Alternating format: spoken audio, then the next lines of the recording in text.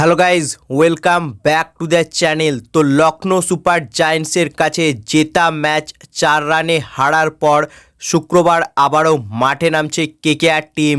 এবার সামনে প্রতিপক্ষ চেন্নাই সুপার কিংস। হ্যাঁ ফ্রেন্ডস, কেকেআর এলএসজির কাছে তাদের লাস্ট ম্যাচ হেরে গিয়েছে 4 রানে।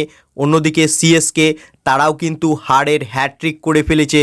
অর্থাৎ এই মুহূর্তে পয়েন্টস টেবিলে 9 নম্বরে রয়েছে চেন্নাই সুপার কিংস আর 6 নম্বরে রয়েছে কেকেআর। তাই এদিন নিজেদের হোম গ্রাউন্ডে চেন্নাই কিন্তু কেকেআরকে হারিয়ে জয়ের ছন্দে ফিরতে চাইবে। অন্যদিকে কেকেআর তাদের ভুল শুধরে এদিন আবারও তারাও কিন্তু জয়ের ছন্দে ফিরতে চাইবে। তাই শুক্রবার চেন্নাইয়ের হোম গ্রাউন্ডে কেকেআর বনাম সিএসকের মধ্যে এক হাড্ডাহাড্ডি লড়াই হতে চলেছে।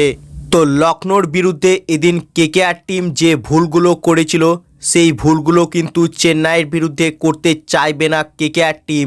তো চেন্নাইয়ের বিরুদ্ধে কেকেআরকে যেটা প্রথমেই ঠিক করতে হবে সেটা হচ্ছে প্লেইং 11, অর্থাৎ সঠিক প্লেইং 11 কেকেআরকে বেছে নিতে হবে চেন্নাইয়ের বিরুদ্ধে।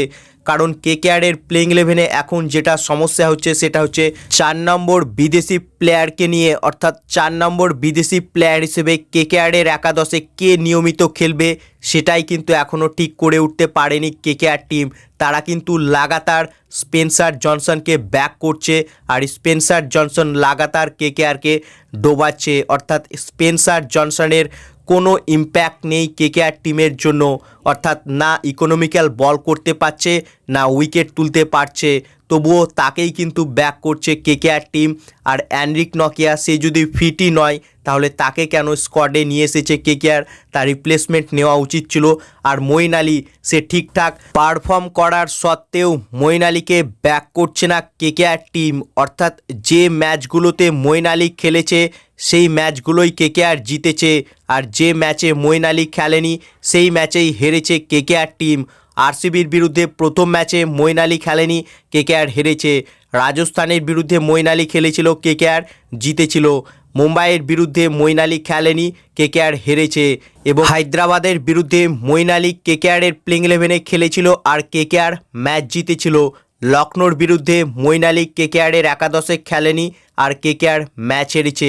অর্থাৎ মঈন আলী কিন্তু এই মুহূর্তে কেকেআর টিমের জন্য একটা লাকি চার্ম। কিন্তু মঈন আলীর উপর কোনো কনফিডেন্স দেখাচ্ছে না কেকেআর টিম। সে কিন্তু কোনো খারাপ পারফরমেন্স করেনি, তবুও তাকে প্লেইং 11 থেকে বাদ দিয়ে দিচ্ছে। অর্থাৎ লখনৌর বিরুদ্ধে মঈন আলীকে খেলানো উচিত ছিল কেকেআরের। অর্থাৎ প্লেইং 11-এ কোনো পরিবর্তন করার দরকার ছিল না। স্পেন্সার জনসনকে খেলিয়ে কি কেকেআরের জন্য কিছু লাভ হয়েছিল? স্পেন্সার জনসন লখনৌর বিরুদ্ধে 3 ওভারে 46 রান দিয়েছিল, অর্থাৎ 15-রও ওপরে তার ইকোনমি ছিল। মঈন আলী খেললে 3 ওভারে কি 46 রান সে কনসিড করতো? নিশ্চয় করতো না। তবুও কেকেআর টিম মঈন আলীকে ব্যাক করছে না, তাকে কিন্তু বাদ দিয়ে দিচ্ছে একাদশ থেকে। আর স্পেন্সার জনসনকে লাগাতার একাদশে খেলাচ্ছে কেকেআর, কিন্তু সে কিন্তু লাগাতার কেকেআরকে ডোবাচ্ছে।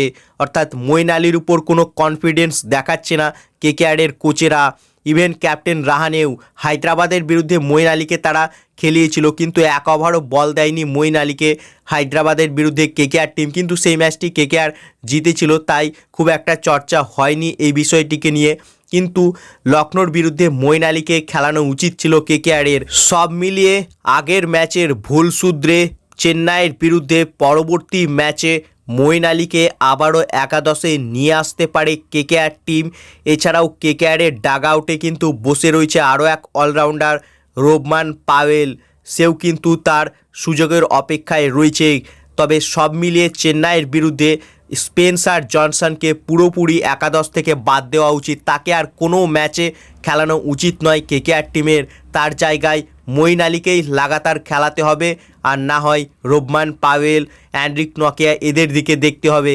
স্পেন্সার জনসন তার কোনো ইম্প্যাক্ট নেই কেকেআরের জন্য, না উইকেট নিতে পারছে না ইকোনমিক্যাল বল করতে পারছে, কিচ্ছু পারছে না। তাই এদিন চেন্নাইয়ের বিরুদ্ধে মঈন আলীকে একাদশে ফিরিয়ে আনতেই হবে কেকেআরকে। বাকি তোমাদের মতে চেন্নাইয়ের বিরুদ্ধে কেকেআরের প্লেইং 11-এ কী পরিবর্তন করা উচিত? মঈন আলীকে কি প্লেইং 11-এ খেলানো উচিত লাগাতার?